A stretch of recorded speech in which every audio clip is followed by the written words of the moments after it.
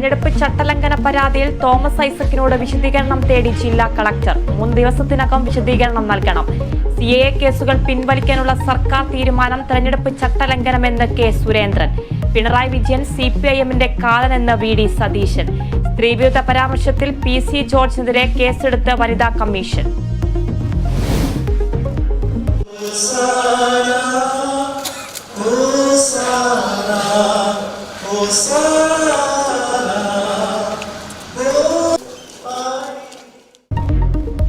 വിശുദ്ധ വാരാചരണത്തിന് തുടക്കം. ഓശാന ഞായറിൽ പ്രത്യേക പ്രാർത്ഥനകളും കുരുത്തോല പ്രദക്ഷിണവും.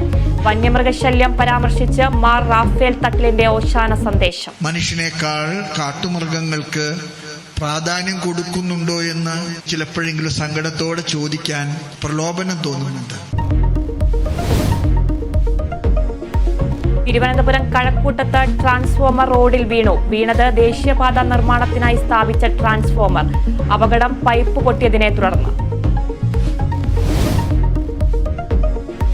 ഇടുക്കി ചേറ്റുകുഴിയിൽ ബസ്സും കാറും കൂട്ടിയിടിച്ച് 6 വയസ്സുകാരിക്ക് ദാരുണാന്ത്യം. 5 പേർക്ക് പരിക്ക്.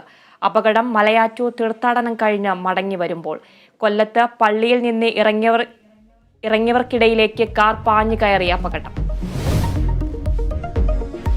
ഹമാസിന്റെ വെടിനിർത്തൽ ഉപാധികൾ തള്ളി ഇസ്രായേൽ. ഗാസ വിടാൻ ഒരുക്കമല്ല. ജനങ്ങളുടെ തിരിച്ചുവരവ് അനുവദിക്കില്ല. ഇസ്രായേൽ പ്രതിരോധ മന്ത്രി അമേരിക്കയിൽ. IPL-ൽ ഗുജറാത്ത് ടൈറ്റൻസിനെതിരെ മുംബൈ ഇന്ത്യൻസ് ഇന്നിറങ്ങും. മത്സരം രാത്രി 7:30 അഹമ്മദാബാദിൽ.